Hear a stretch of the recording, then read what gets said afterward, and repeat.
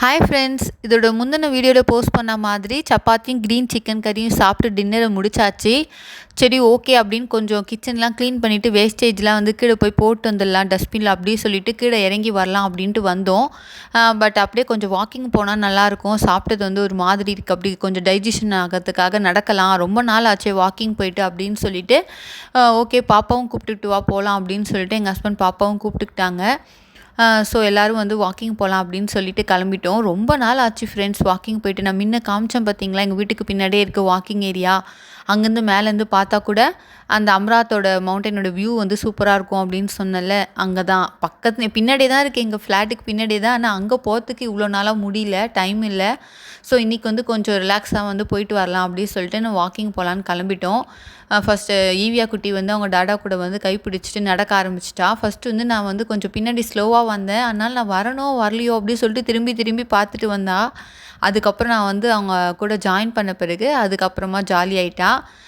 So வந்து அவங்க டாடா என்ன பண்ணாங்க, உள்ளே போய் என்டர் ஆகணுன்னே வந்து அவளை இறக்கி விட்டுட்டு அவங்க நடக்கிறாளா அப்படின்னு பார்த்துட்டு அவள் நடக்க ஆரம்பித்தோடனே அவர் ஃபாஸ்ட்டாக வந்து வாக்கிங் போயிட்டாங்க. நீ பார்த்துக்கோ பாப்பாவன்னு சொல்லிட்டு. ஸோ நானும் ஈவியா குட்டியும் என்ன பண்ணோன்னா ஸ்லோவாக வந்து நடந்துக்கிட்டு இருந்தோம். ஃபஸ்ட்டு வந்து என்னடா ஏரியா புதுசாக இருக்கே அப்படி சொல்லிட்டு நின்று ஸ்லோவாக அப்படி பார்த்துக்கிட்டே இருந்தா.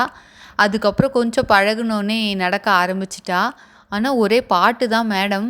ஆனால் வந்து கொஞ்சம் பிளேஸ் வந்து அங்கே தூரத்தில் அந்த லைட்டு வெளிச்சம் தான். இங்கே சென்டரில் லைட்லாம் கொடுத்துருக்க மாட்டாங்க. அங்கே சுற்றி இருக்கிற பில்டிங்ஸில் அங்கங்கே இருக்கிற ஸ்ட்ரீட் லைட்ஸ் அதோட வெளிச்சம் தான் இங்கே இருக்கும்.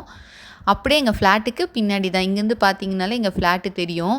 ஸோ ஃபஸ்ட்டு வந்து மேடம் தனியாகவே ஜாலியாக நடந்துட்டு இருந்தா. பயப்படுவான்னு நினச்சா பயப்படவே இல்லை. அதுக்கப்புறம் அவங்க டேடி முன்னாடி ஃபாஸ்ட்டாக போயிட்டாங்க. அப்புறம் நான் கைப்பிடிச்சிக்கிட்டு பாப்பாவும் நானும் நடந்துக்கிட்டே இருந்தோம். ஆனால் ஏதோ ஈவியா வந்து ரொம்ப ஹாப்பி மூடில் ஆகிட்டா. ஏதோ ஒன்று பேசிக்கிட்டே இருக்கா. ஆனால் என்னன்னு தான் எனக்கு சரியாக அண்டர்ஸ்டாண்ட் ஆகலை. இதோ பாருங்கள், எங்கள் ஃப்ளாட்டோட பேக் சைடு அதுதான். அதோட பின்னாடி தான் இது இருக்குதுன்னு சொல்லியிருந்ததில்ல, இதுதான் எங்களோட ஃப்ளாட்டு. ஸோ இங்கேருந்து வந்து அப்புறம் நானும் பாப்பாவும் நடக்க ஆரம்பிச்சிட்டோம். அவங்க டேடி வந்து 1 ரவுண்டே முடிச்சுட்டு 2nd ரவுண்டே வர போகிறாங்க. நாங்கள் இன்னும் ஃபஸ்ட் ரவுண்டே போகலை. பாட்டு பாடிக்கிட்டே போக ஆரம்பித்தோம். வானாதி வானங்கள் கொல்லாதவரே, வார்த்தையால் வர்ணிக்க கூடாதவரே, ஓயாமலும் புகழ் நான் பாடுவேன், என்றுமே என்றுமே என்றென்றுமே.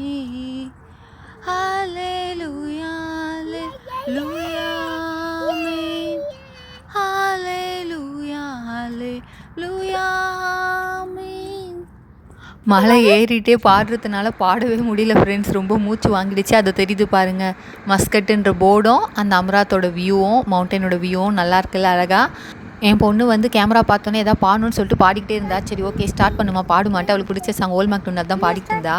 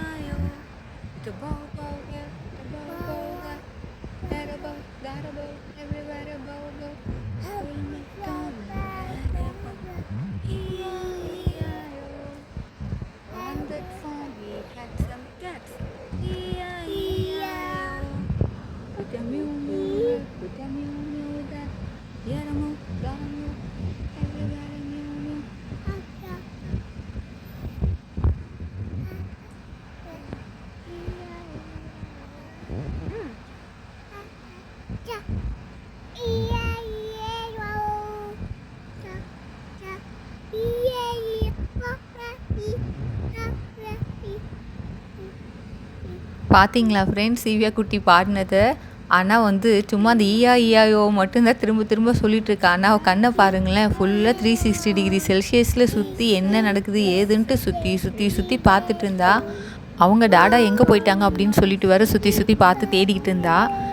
ஓகே நான் இந்த ஓகே வாக்கிங் முடிச்சுட்டு சரி நாங்கள் போகலாம். அவங்க டாடா வந்து 2 ரவுண்ட்ஸ் முடிச்சிட்டாங்க. ஓகே நம்ம கிளம்பலாம் அப்படின்னு சொல்லிட்டு நாங்கள் ரிட்டன் ஆகும்போது ஏசப்பா வந்து எனக்கு ஒன்று ஞாபகப்படுத்தினாங்க. எரிகோவில் வந்து ஏசப்பா புறப்பட்டு போகும்போது அதிலான ஜனங்கள் வந்து அவரை ஃபாலோ பண்ணி போவாங்கல்ல. அப்போ வந்து 2 குருடர் வந்து வழியருகே உட்காந்துருப்பாங்க. அவங்க ஏசப்பா அந்த சைடு போகிறாங்க அப்படின்னு கேள்விப்பட்டோன்னே என்ன பண்ணுவாங்க, ஆண்டவரே தாவீதின் குமாரனே எங்களுக்கு இறங்கும் அப்படின்னு சொல்லி சத்தமாக கூப்பிடுவாங்க. அப்போ எல்லோரும் என்ன பண்ணுவாங்க, பேசாத அமைதியாரு அப்படின்னு சொல்லி அவங்கள அதட்டுவாங்க. ஆனால் கூட அவங்க என்ன பண்ண மாட்டாங்க, அதை கண்டு கொள்ள மாட்டாங்க. இன்னும் சத்தமாக வந்து ஆண்டவரே தாவீதின் குமாரனே எங்களுக்கு இறங்கும் அப்படின்னு சொல்லி அவங்க சத்தமாக கூப்பிடுவாங்க. ஏன் அந்தளவுக்கு அவங்க கூப்பிட்டாங்க அப்படின்னு யோசித்து பார்த்தா, அப்போ அவங்களுக்கு வந்து ஆண்டவர் வந்து அதற்கு முன்னாடி தெரிஞ்சிருக்கு. அவரோட வல்லமை என்ன, அவர் யார் அப்படின்றத அவங்க இதுக்கு முன்னாடி என்ன பண்ணி வச்சுருந்துருக்காங்க, நல்லா தெரிஞ்சு வச்சுருக்காங்க. அவரோட வல்லமை வந்து அவங்களுக்கு தெரியுது. ஸோ ஆண்டவரால் தங்களுக்கு சுகம் கொடுக்க முடியும் அப்படின்னு அவங்க முழுமையாக நம்பினாங்க. ஸோ இந்த டைம் வந்து ஆண்டவரே அந்த வழியாக போகிறாங்க அப்படின்னு கேள்விப்பட்டப்ப கண்டிப்பாக வந்து நம்ம ஆண்டவரை கூப்பிடும்போது அவர் நமக்கு உதவி செய்வாங்க அப்படின்னு நம்பி எத்தனையோ பேர் அவங்கள அதட்டின போதும் அதை கண்டு கொள்ளாமல் இன்னும் அதிகமாக சத்தமாக கூப்பிட்டாங்க. அந்த சவுண்டு வந்து ஏசப்பாக்கு ரீச் ஆகி அவரை ஸ்டாப் பண்ண வச்சுது.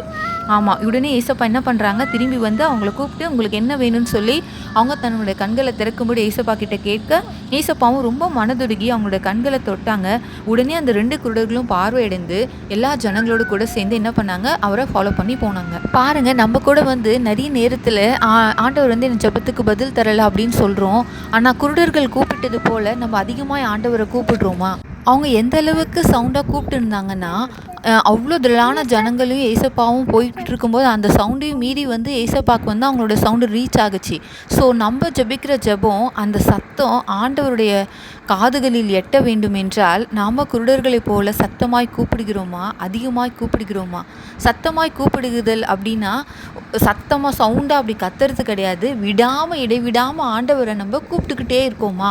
அவர் வந்து திரும்பி எப்படி அந்த குருடர்களை பார்த்தாரோ, அது வரைக்கும் அந்த குருடர்கள் எப்படி அவரை கூப்பிட்டுக்கிட்டே இருந்தாங்களோ, அந்த மாதிரி நம்ம ஏசப்பா நம்முடைய ஜெபத்துக்கு பதில் தருகிற வரைக்கும் நம்ம என்ன பண்ணணும், விடாமல் ஏசப்பாவை கூப்பிட்டுக்கிட்டே இருக்கணும். நிறைய தடைகள் வரும். நிறைய பேர் வந்து நம்முடைய ஜெபத்தை கிண்டல் பண்ணுவாங்க.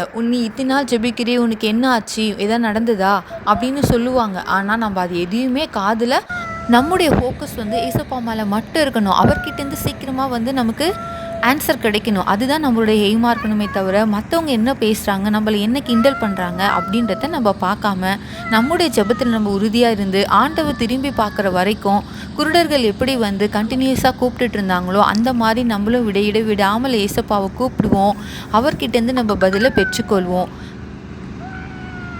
ஸோ நீங்கள் ஜெபிக்கிற ஜெபங்கள் நிறையத்துக்கு இன்னும் பதில் வரலை அப்படின்னு சொல்லிட்டு ஃபீல் பண்ண வேணாம். நம்ம கூப்பிடுற முறை வந்து கரெக்டாக அப்படின்றத நீங்கள் செக் பண்ணுங்கள். இடைவிடாமல் கூப்பிடுறோமா, இல்லை என்றைக்கோ ஒரு நாள் வந்து நம்ம கூப்பிட்டுட்டு ஏசப்பா பதில் கொடுக்கல அப்படின்னு வந்து நம்ம அவரை ப்ளேம் பண்ணுறோமா? சிந்தித்து பாருங்கள். நாங்கள் வீட்டுக்கு கிளம்பிட்டோம். பாய்.